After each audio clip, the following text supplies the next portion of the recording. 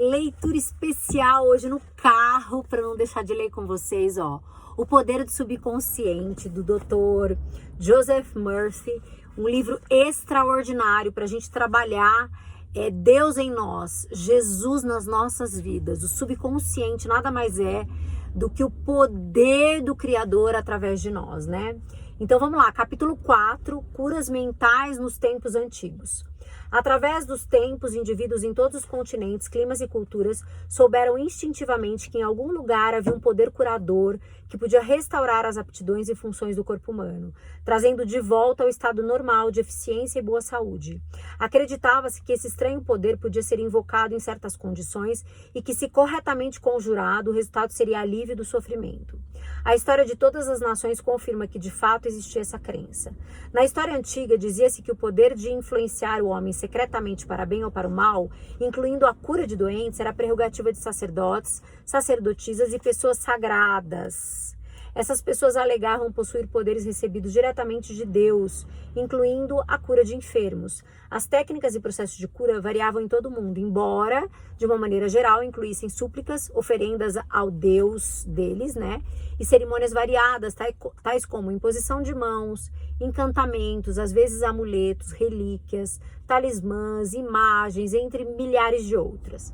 Nas religiões da antiguidade, por exemplo, sacerdotes dos templos drogavam pacientes e lhes davam sugestões hipnóticas quando eles estavam adormecidos. Eles eram informados que deuses e deuses os visitariam sem falta durante o sono e que ali os daria cura. Numerosas curas realmente aconteceram. Os devotos de Hécate recebiam instruções para misturar lagartos, resinas, olíbano e mirra e triturar ao ar livre quando a lua estava no quarto crescente.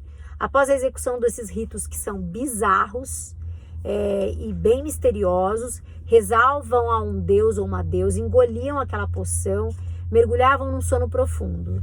Se a fé era suficiente, viam-na em sonho.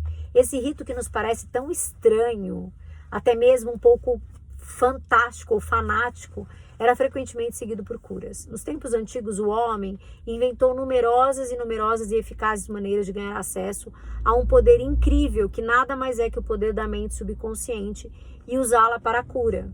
Embora soubessem que esses procedimentos funcionavam, não sabiam como ou o que exatamente produziam resultados. Hoje sabemos que sugestões poderosas eram dadas à mente subconsciente. Rituais, poções, amuletos atraíam a imaginação do homem e inclusive facilitavam toda essa aceitação do poder do subconsciente e das sugestões repetidas do curandeiro, de quem fazia a reza, enfim. O trabalho de cura, mas quem realizava o trabalho ou quem gerava a cura era a mente subconsciente do paciente. Em todas as eras, esses curandeiros leigos obtiveram sucessos notáveis, em casos, inclusive, em que a perícia médica tradicional fracassou e os pacientes haviam entrado em completo desespero. Essa situação nos leva a perguntar: de que modo esses curandeiros em todo o mundo faziam e fazem essas curas? A resposta é que as curas ocorrem porque a crença cega do doente libera este poder curador existente na mente subconsciente. Quanto mais fantásticos e estranhos remédios, métodos, mais provável era que os pacientes acreditassem que algo que era tão estranho podia ser incomumente poderoso. A excitação emocional tornava-lhes fácil aceitar então a sugestão da saúde plena, tanto pela mente consciente quanto pela mente subconsciente. Esse ponto será discutido com mais detalhes no capítulo que vai vir depois, o seguinte, tá? Relatos bíblicos do uso de poder do subconsciente. Marcos 11, 24. Por isso vos digo que tudo quanto em oração pedirdes, credes que recebestes, assim será convosco.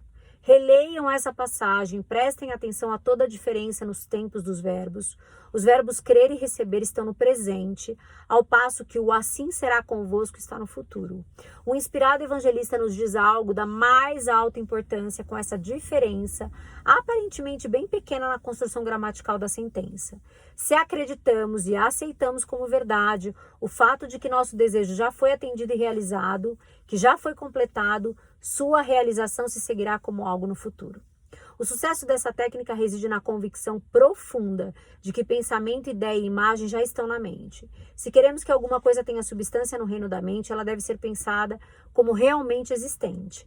No trecho bíblico que lemos agora, temos em poucas palavras enigmáticas uma instrução concisa e específica sobre a maneira de usar o poder criador da sua mente, isto é, gravando no seu subconsciente aquilo ao qual deseja. Nosso pensamento, ideia, plano ou objetivo são tão reais em seu próprio plano como nossa mão ou coração no nosso corpo. Ao empregar esta técnica bíblica, varremos inteiramente da mente todas as considerações sobre condições, sobre circunstâncias ou qualquer coisa que possa implicar num resultado negativo.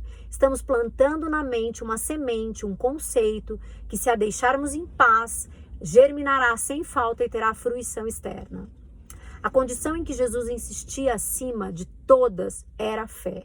Repetidamente lemos na Bíblia, faça-se-vos conforme a vossa fé.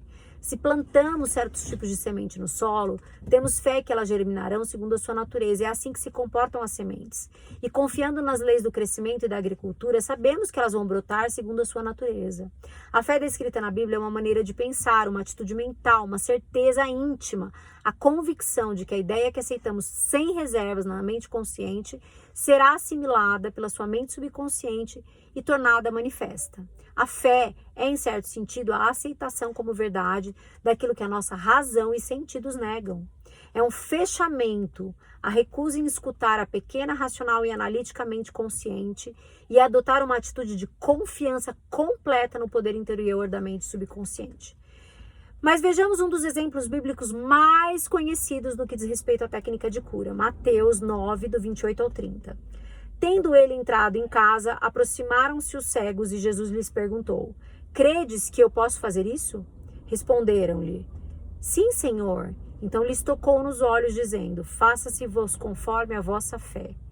E abriram-se os olhos, porém os advertiu severamente e disse, acautelai-vos de que ninguém o saiba.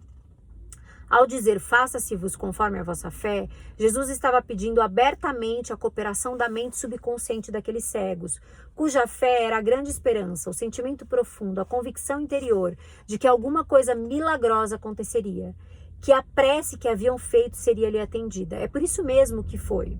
Essa é a técnica da cura, consagrada pelo tempo, utilizada por todos os grupos de cura em todo o mundo, qualquer que seja a provável filiação religiosa.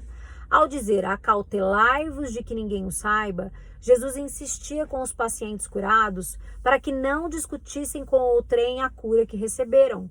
Se assim o fizessem, poderiam ser prejudicados por críticas céticas ou depreciativas dos incrédulos. Essa situação, por seu lado, poderia contribuir para desfazer o benefício recebido das mãos de Jesus, ao depositarem na mente subconsciente pensamentos de medo, de dúvida e de ansiedade. Que palavra é esta, pois, que com autoridade e poder ordena aos espíritos imundos e eles saem? É em Lucas 4,36, é uma passagem de Lucas 4,36. Quando o buscaram, os enfermos foram curados por sua própria fé, juntamente com a fé e a compreensão de Jesus do poder curador da mente subconsciente. Tudo o que decretava, ele sabia no íntimo que era verdade. Jesus e os necessitados de ajuda eram unos com a mente subjetiva universal. A certeza, a convicção interior de Jesus sobre o poder curador mudaram a configuração destrutiva e negativa do subconsciente dos enfermos. As curas resultantes foram a resposta automática a uma mudança mental interna. O comando que ele lhes deu foi o apelo que fez ao subconsciente dos doentes, além de saber sentir e confiar absolutamente na reação da mente subconsciente às palavras que com autoridade ele pronunciou. Milagres por todo o mundo, em santuários de todo o mundo, em todos os continentes, países, curas acontecem em diversos lugares, santuários. Alguns são mundialmente famosos, outros conhecidos apenas dos que moram em suas proximidades. Mas famosos ou obscuros, as curas ocorrem por motivos que são idênticos e por meio dos mesmos poderes da mente subconsciente. No Japão eu visitei vários santuários famosos. A peça central do mundialmente conhecido santuário de Jiabutsu é uma gigante estátua de bronze, ela tem 12 metros de altura, do Buda com as suas mãos postas, cabeça inclinada, êxtase profundo. Eu observei ali jovens e velhos depositando oferendas ali, fruta, laranja, arroz, dinheiro. Os devotos acendiam velas, queimavam incenso, entoavam preces com pedidos. Escutei atento cânticos de uma mocinha, enquanto ela entoava a sua prece de cabeça baixa e apresentava suas laranjas ali naquele momento. Ela agradecia ao Buda por ter restabelecido sua voz. Tendo-a perdida, recuperou-a ali. A fé simples em que Buda lhe restituiria a voz, se seguisse um ritual, jejuasse, fizesse oferendas, havia ajudado a despertar a crença em si mesma, a esperança. Como resultado, ela condicionou a mente até que chegou a crer. Em seguida, o subconsciente fez o seu trabalho, transformou a crença em realidade. Não podemos enfatizar suficientemente o poder da imaginação e da fé total. Um exemplo maravilhoso nesse particular é de um parente meu que reside em Perth, cidade do oeste da Austrália, que sofria de tuberculose. Ele tinha os pulmões profundamente afetados. O filho resolveu ajudá-lo a curar-se. Foi visitá-lo em casa e lhe disse que conhecera recentemente um andarilho, que era um monge dotado de alguns poderes que eram estranhos. O monge regressara pouco tempo antes de uma longa estada em um dos santuários de cura mais famosos ali na Europa. Nele conseguira um minúsculo fragmento da verdadeira cruz, o engaste de um anel dos tempos da Idade Média. Ao longo dos séculos, incontáveis sofredores haviam sido curados pelo fato de tocar o anel ou aquele fragmento de cruz. Ao ouvir essa história, o filho contou ao monge a doença do seu pai e lhe implorou que lhe emprestasse o pedaço do anel. O monge concordou. Em vista disso, o filho fez um donativo espontâneo que equivalia a $500. Quando mostrou o anel ao pai, o idoso cavalheiro praticamente arrancou-o da sua mão. Apertou o anel contra o peito, orou e foi dormir. Na manhã seguinte, ele estava curado. Todos os testes clínicos refeitos deram resultado negativo. Curas como essa acontecem em todo o tempo. E o mais notável em tudo é que a espantosa história do filho não passava de uma invenção. Na verdade, ele pegou um fragmento de madeira comum, de rua, e levou a um joalheiro e mandou engastá-lo em um anel de desenho antigo. Em seguida, lhe deu ao pai. O leitor sabe naturalmente que não foi aquele pedaço de madeira apanhado na rua que curou o pai do rapaz. Não foi. Não. Foi a imaginação despertada num grau intenso, além da esperança confiante em que ele ficaria inteiramente curado. A imaginação conectou-se à fé numa emoção subjetiva e a união realizou a cura pelo poder do subconsciente, ativou o subconsciente. O pai jamais soube do estratagema. Se isso tivesse acontecido, ele talvez teria sofrido uma recaída e voltasse a ficar enfermo, Mas em vez disso, a tuberculose nunca voltou. Permaneceu inteiramente sadio e faleceu de outras causas, 15 anos mais tarde, com a idade de 89 anos. Um único princípio universal da cura. É fato bem conhecido que todas as várias escolas de cura proclamam sucessos documentados de inúmeros e maravilhosos tipos. A conclusão mais óbvia que ocorre à mente é que deve haver um órgão, um processo comum em todas elas. Na verdade, o órgão da cura, acredite, é a mente subconsciente. E o processo é a fé. Pense bem nas verdades fundamentais que eu lhes digo em seguida. Você desempenha funções mentais que foram diferenciadas, designando-se umas como mente consciente, outras como mente subconsciente. A mente subconsciente é invariavelmente suscetível ao poder da sugestão. A mente subconsciente exerce controle absoluto das suas funções, condições e sensações do corpo. Você certamente sabe que sintomas de praticamente todas as doenças podem ser induzidos por sugestões em pacientes hipnotizados. Um indivíduo nessas condições pode, por exemplo, ficar com febre alta, afogueado, sentir calafrios, conforme a natureza da sugestão. Você pode lhe sugerir que ele está paralisado e ele não conseguirá andar, ou manter uma xícara de água fria sobre o nariz dele e lhe dizer: essa xícara está cheia de pimenta, cheira. Ele vai espirrar violentamente, repetidamente. O que é que você imagina que poderia ter causado os espirros? A água ou a sugestão? Se alguém lhe disser que é alérgico a flores, você pode colocar uma delas sintética num copo vazio sob o nariz da pessoa. Quando ela estiver em estado hipnótico e lhe dizer que é uma flor, ela imediatamente vai exibir todos os sintomas alérgicos habituais que ela tem. Esse fato demonstra que a causa dos sintomas está no subconsciente. A cura dos sintomas também ocorre aí. Diferentes escolas de medicina, tais como osteopatia, quiroprática, Qigong, acupuntura, naturopatia, produzem todas elas curas incríveis, notáveis. O mesmo acontece com cerimônias, ritos, em muitas crenças religiosas. É evidente que todas essas curas são realizadas por intermédio da mente subconsciente, que é a única curadora existente. Note só como ela cura um corte de dedo, ela sabe exatamente como fazer isso. O médico põe a atadura e diz: a natureza vai curar o ferimento. Natureza, porém, nada mais é do que outro nome para a lei natural. É a lei da mente subconsciente, o instinto da autoconservação, da autopreservação. É a primeira lei da natureza e principal função da mente subconsciente, seu instinto mais forte e mais potente de todas as autossugestões. Muitas e diferentes teorias de cura foram propostas por diferentes seitas, grupos de terapia, através do que eles chamam de prece. Muitos alegam que uma vez que suas práticas produzem resultados, a teoria que defendem deve ser a certa e única. Mas como vimos nesse capítulo, essa alegação carece de um fundamento. Como você sabe, há vários tipos de cura. Franz Anton Mesmer, um médico austríaco de 1734, clinicava em Paris e descobriu que aplicando ímãs ao corpo do doente podia curar milagrosamente a doença que ele sofria. Realizou também curas com outros tipos de material, como vidro, como metal. Mais tarde, ele abandonou o uso desses objetos em troca de passes no corpo. Proclamou que a verdadeira causa das curas era o que denominou magnetismo animal. Formulou uma teoria de que alguma substância magnética misteriosa era transmitida pelas mãos do curador. Mesmer emprestou seu nome a esse tratamento e veio a ser conhecido como mesmeriano. Hoje nós o conhecemos como hipnotismo. Outros médicos invejosos de sucesso de Mesmer alegaram que suas curas eram devido à sugestão, nada mais. Quando pressionados, porém, tiveram que confessar que não sabiam como é que o poder da sugestão produzia efeitos notáveis como esses. Todos esses grupos, sejam psiquiatras, psicólogos, osteopatas, quiropráticos, médicos, grupos religiosos, utilizam o poder universal único, que é o poder da mente subconsciente. Todos podem proclamar que as curas são explicadas por suas teorias, embora a verdade seja diferente. O processo da cura, qualquer que seja ela, é uma atitude mental definida. Ela é uma atitude interior, ela é positiva, é uma maneira de pensar, que é denominada fé. A cura é devida a uma esperança confiante que atua como sugestão poderosa à mente subconsciente, liberando então o poder curador. Ninguém cura usando um poder diferente do usado por outro. É bem verdade que ambos podem ter teorias ou métodos próprios, mas só há um único processo de cura, que é a fé. Só há um único poder curador, é a mente subconsciente.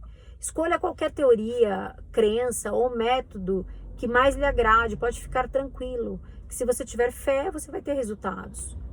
Philippus Paracelsus, famoso alquimista e médico suíço, que viveu em 1493, foi um grande curandeiro nos seus dias e afirmou um fato científico óbvio quando disse: seja o objeto da sua fé real ou falso, você ainda assim vai obter os mesmos resultados. Dessa maneira, se eu acreditar na estátua de São Pedro, e se eu tivesse, como teria acreditado no próprio São Pedro, vou obter os mesmos resultados que teria obtido com ele. Isso é superstição. A fé, contudo, produz milagres, e seja ela verdadeira ou falsa, sempre produzirá maravilhas. As opiniões do Paracelso foram repetidas no século XVI por Pietro Pomponazzi, um filósofo italiano que escreveu o seguinte: podemos facilmente conceber os efeitos maravilhosos que a confiança e a imaginação podem produzir, especialmente quando ambas as qualidades existem nos sujeitos e nas pessoas que os influenciam.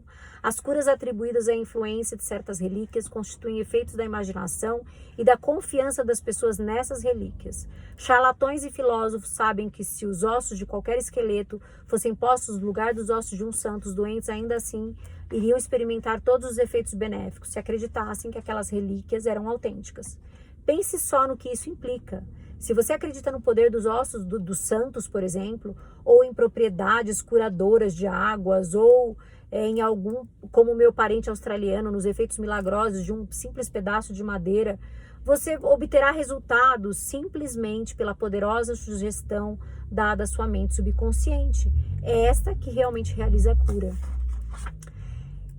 Hippolyte Bernheim, professor de medicina em Nancy, na França, em princípios do século XX, foi um dos primeiros a explicar como a sugestão do médico ao paciente produz efeitos devido à força da mente subconsciente. Bernheim contou a história de um homem com paralisia na língua. Foram tentadas todas as formas de tratamento sem nenhum sucesso. Certo dia, porém, seu médico anunciou que ouvira falar de um novo instrumento que com certeza aliviaria o problema. Em seguida, ele colocou um termômetro na boca do paciente, que acreditou que aquele instrumento salvaria. Momentos depois, gritou alegremente que já podia mover a língua com maior facilidade. E continuou Bernheim. Entre nossos casos, são encontrados fatos do mesmo tipo. Uma mocinha veio ao meu consultório sofrendo de perda completa da voz, haviam 4 semanas. Depois de chegar a um diagnóstico seguro, eu disse aos meus alunos que a perda da voz cedia, às vezes instantaneamente, à aplicação de eletricidade e que só poderia agir simplesmente por sua influência sugestiva. Mandei buscar o aparelho de indução, botei a mão sobre a laringe da paciente, movia um pouco e disse: agora você pode falar alto. Um instante depois, a fiz dizer A, em seguida B e depois Maria. Ela continuou a falar com clareza e o problema simplesmente desapareceu. Herr Bernheim estava demonstrando o poder da fé e da esperança por parte da paciente, que atuaram como autossugestão poderosa sobre a mente subconsciente. Diz Bernheim que provocou o aparecimento de uma bolha na nuca de um paciente, colando nela um selo de correio sugerindo que era um pedaço de papel pega-mosca. Esse tipo de demonstração foi confirmado por experimentos e experiências de numerosos médicos em muitas partes do mundo e não deixam dúvida de que mudanças estruturais no corpo podem ser feitas como resultado de sugestão oral ao paciente. Hemorragias e estigmas sangrentos podem ser induzidos por sugestão. Como demonstração desse fato, o Dr. M. Bourru colocou uma pessoa em transe hipnótico e lhe deu em seguida a sugestão: às 16 horas após a hipnose, você virá ao meu consultório, se sentará nessa poltrona, cruzará os seus braços sobre o peito, seu nariz nessa ocasião começará a gotejar sangue. Naquela tarde, o jovem fez exatamente o que lhe havia sido dito. Logo que cruzou os braços, várias gotas de sangue pingaram da narina esquerda. Em outra ocasião, o mesmo pesquisador escreveu o nome do paciente em ambos os antebraços, com a ponta rombuda de um instrumento enquanto ele estava em transe hipnótico, e disse... Em seguida disse Bourru: às 16 horas você cairá no sono, seu braço sangrará ao longo das linhas que eu tracei e seu nome aparecerá escrito nos seus braços em letras de sangue. Naquela tarde o paciente foi atentamente observado e às 16 horas ele caiu no sono. No braço esquerdo as letras sobressaíram em relevo brilhante, em alguns pontos haviam gotas de sangue. Embora as letras desaparecessem gradualmente, elas continuaram ainda levemente visíveis 3 meses depois. Esses fatos demonstram simultaneamente a correção das duas proposições expostas, isto é, a suscetibilidade invariável da mente subconsciente ao poder da autossugestão e o controle perfeito que ela exerce sobre funções, sensações e condições do corpo. Todos os fenômenos citados retratam vividamente condições anormais induzidas por sugestão e são provas conclusivas de que assim como o homem pensa no seu coração, assim é. Provérbios, essa passagem. Aí vem a recapitulação dos pontos importantes sobre a cura. É um resuminho que ele faz aqui, tá? Resumo. Só há um processo de cura que é a fé. Só há um poder de cura que é a mente subconsciente. Seja real ou falso, objeto da sua fé, você obterá resultados. A mente subconsciente reage ao pensamento que está na sua mente. Pense em fé como um pensamento na mente e isso será suficiente. Acabamos o capítulo 4, gente, ó. O poder do subconsciente, extraordinário, né? Para se pensar. Convença-se de que fé é como uma semente plantada no solo e que cresce segundo a sua natureza. Plante a ideia na mente, regue-a, fertilize-a com esperança e ela vai brotar. Lembre-se a si mesmo frequentemente do poder curador que está na sua mente inconsciente. Maravilhoso! Esse resumo dele é extraordinário, gente. Então nos vemos no capítulo 5. Um beijo para você, até a próxima leitura.